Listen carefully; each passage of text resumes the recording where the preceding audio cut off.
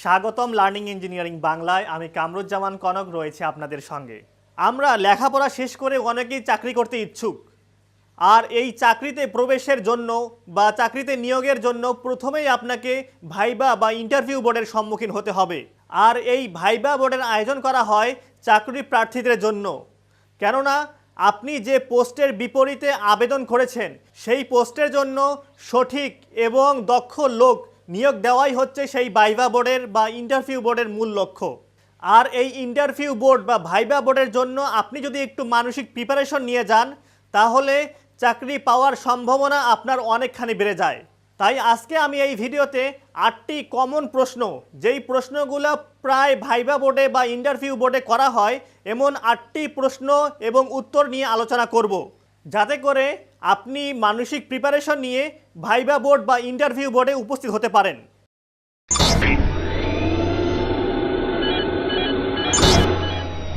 প্রায় viva board বা interview বোর্ডে প্রথমেই একটি কোশ্চেন করা হয়, আর সেটি হচ্ছে নিজের সম্পর্কে বলুন।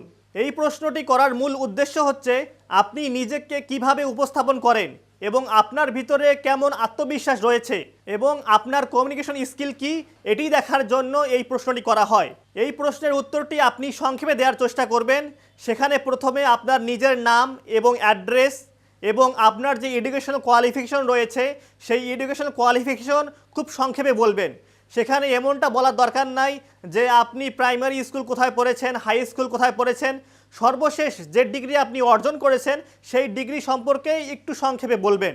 এবং যদি আপনি এর পূর্বেও কোনো প্রতিষ্ঠানে জব করে থাকেন বা চাকরি করে থাকেন, সেক্ষেত্রে সেখানকার এক্সপিরিয়েন্স কিছু সংক্ষেপে বলতে পারেন।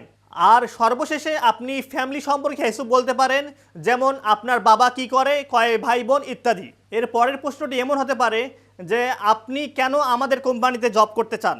এই প্রশ্নের উত্তরটি আপনাকে অত্যন্ত বিচক্ষণতার সহিত পজিটিভ অ্যান্সার দিতে হবে। এখানে আপনাকে সেই কোম্পানির প্রশংসা করতে হবে।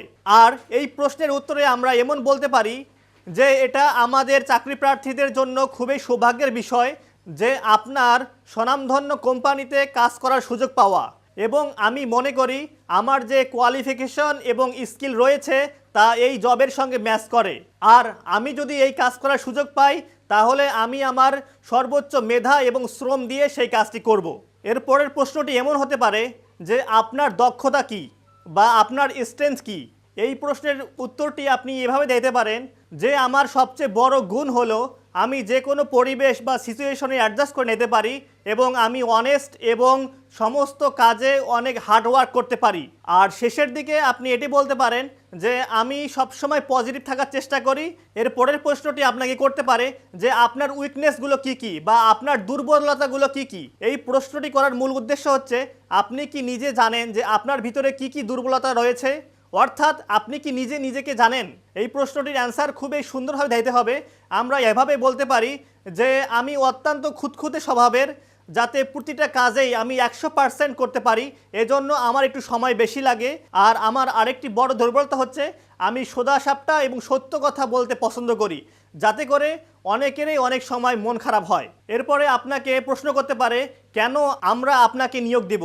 এই প্রশ্নের উত্তরে আপনাকে আপনার যে এক্সপিরিয়েন্স, স্কিল এবং এডুকেশনাল কোয়ালিফিকেশন রয়েছে এবং আপনি কি কি করতে পারেন এগুলো সুন্দর গুছায়ে সুন্দরভাবে অল্প সংক্ষেপে বলতে পারেন, যাতে করে ভাইবা বোর্ড বুঝতে পারে যে আপনার নিজের প্রতি নিজেরই অনেক আত্মবিশ্বাস রয়েছে এবং কাজকর্মের ভিতরেও আপনি অনেক কনফিডেন্ট। এর পরের প্রশ্নটি এমন হতে পারে যে আপনি আমাদের কোম্পানি সম্পর্কে কি কি জানেন।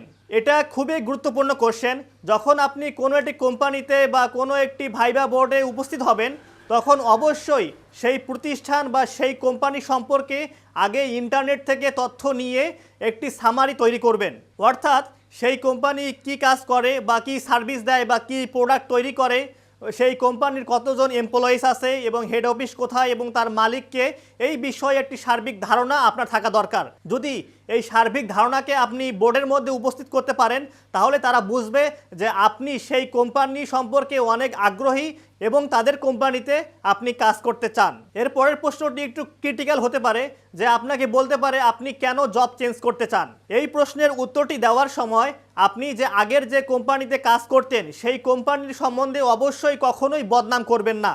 এখানে আপনাকে বলতে হবে যে আমি একটি ভালো অপরচুনিটি খুঁজতেছি, আর আমি মনে করি আমার এই জব চেঞ্জের মাধ্যমে আমি নতুন নতুন কিছু শিখব, কেননা নতুন নতুন কিছু শেখা এবং নতুন নতুন কিছু জানা এটা আমার হবি। এর পরের সর্বশেষ কোশ্চেনটি হতে পারে যে আপনি কী রকম স্যালারি এক্সপেক্ট করেন।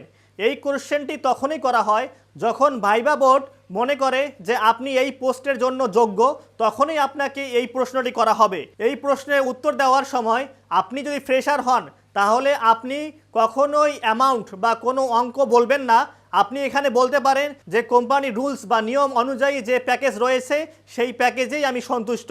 আর যদি আপনি এক্সপিরিয়েন্সওয়ালা লোক হয়ে থাকেন, অর্থাৎ আগে যদি কোথাও কাজ করে থাকেন, তার যদি এক্সপিরিয়েন্স থাকে, তাহলেও সেখানে আপনি সেম কথাই বলবেন যে কোম্পানির রুলস অনুযায়ী যে বেতন বা স্যালারি আসে সেটাই আমি এক্সপেক্ট করতেছি, কিন্তু আমি আগের যে কোম্পানিতে ছিলাম সেখানে আমার এই প্যাকেজ রয়েছিল।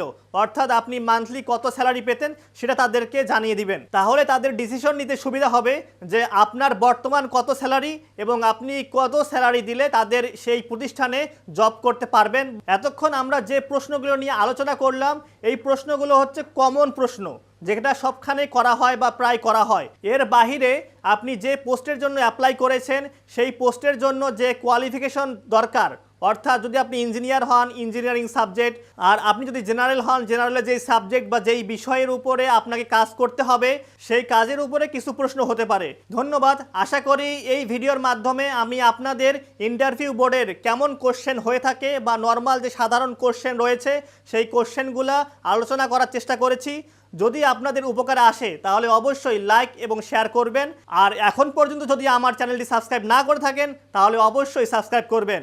সর্বশেষ নিজে ভালো থাকবেন, অপরকে ভালো রাখবেন। ধন্যবাদ।